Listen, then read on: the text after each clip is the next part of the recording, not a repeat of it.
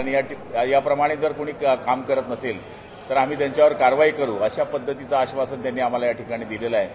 ब्राह्मणपूर मध्य प्रदेशमध्ये जो भाव ठरतो त्या भावाच्या व्यतिरिक्त जे बोर्डावर भाव येतात खाली ते कमी येत असल्यामुळे जळगाव जिल्ह्यातल्या शेतकऱ्याचं या ठिकाणी अतोनात नुकसान होतं असे आज आमदार या ठिकाणी जावळे साहेब यांनी सुद्धा ते प्रश्न मांडलेले आहेत आणि आम्हाला खात्री आहे की येत्या 2-3 दिवसामध्ये पणन मंडळाचं जे या ठिकाणी अधिकारी मंडळ आहे ते खालपर्यंत येणार आहे आणि कलेक्टर महोदय आणि त्याचबरोबर आयुक्त यांना सगळ्यांना त्यांनी सूचना दिलेल्या आहे की तत्कालीन या गोष्टीवर लक्ष द्यावे। DDRलाही सूचना दिलेल्या आहे आणि मला खात्री आहे की शेतकऱ्यांच्या केळीच्या भावामध्ये होणारी लूट ही कमी होण्याकरता आमदार जावळेजी किंवा आम्ही ह्या गोष्टी मांडलेल्या आहेत त्याच्यावर निश्चितपणाने शेतकऱ्यांचा काही ना काही प्रमाणामध्ये फायदा होईल अशी आम्हाला अपेक्षा आहे।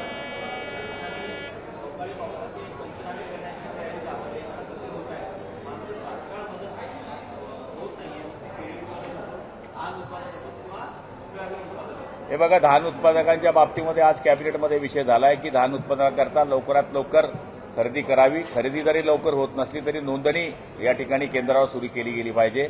कापसाची बी जवळपास 150च्या आसपास केंद्र हे CCIने सुरू करावे असे निर्देश दिलेले आहेत आणि पण त्या प्रतीचा कापूस येत नसल्यामुळे शेतकरी त्या ठिकाणी जात नाही आहे। त्यामुळे महाराष्ट्र पणन मंडळाने कापसाचे केंद्र सुरू करावे अशी कॅबिनेटमध्ये मी स्वतः मागणी केली होती।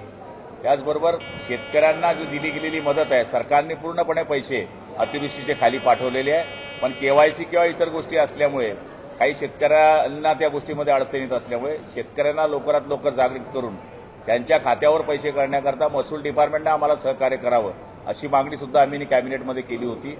पैसे सगळ्यांना मिळणार आहे असं सरकारने आम्हाला आश्वासित तर केलेलंच आहे, पण खालपर्यंत शेतकऱ्यांना पैसे मिळत आहेत।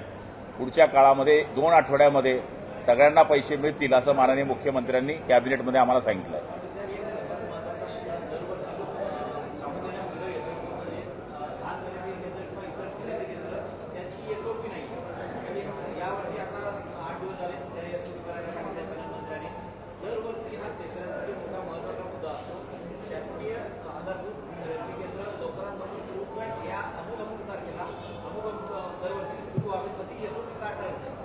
तुमचं म्हणणं बरोबर आहे, पण शेवटी दरवर्षाच्या पिकाची परिस्थिती काय राहील हे आपण आज ठरवू शकत नाही। एखाद्या वेळेस कमी पीक येते त्यावेळेस शेतकऱ्याला केंद्रालयावर जाण्याची गरज पडत नाही, व्यापारीच बाहेर जास्त भाव देतो। ज्यावेळेस जास्त उत्पादन होतं त्यावेळेस अशा पद्धतीची परिस्थिती निर्माण होत असते। यावेळेस सुद्धा 11 लाख क्विंटल खरेदी करण्याचं या ठिकाणी उद्दिष्ट आहे।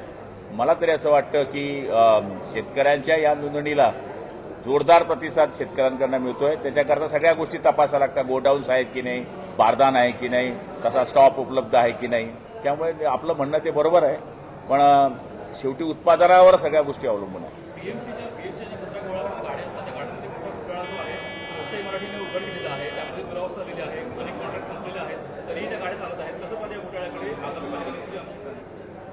हे बघा, BMCच्या बाबतीमध्ये घोटाळ्याच्या बाबतीमध्ये मी सांगण्याची गरज नाही, लोकशाहीने तो ऑलरेडी काढलेला आहे। त्याच्यावर जास्त वाच्यता करणं उचित होणार नाही, कारण त्याची चौकशी सुरू आहे।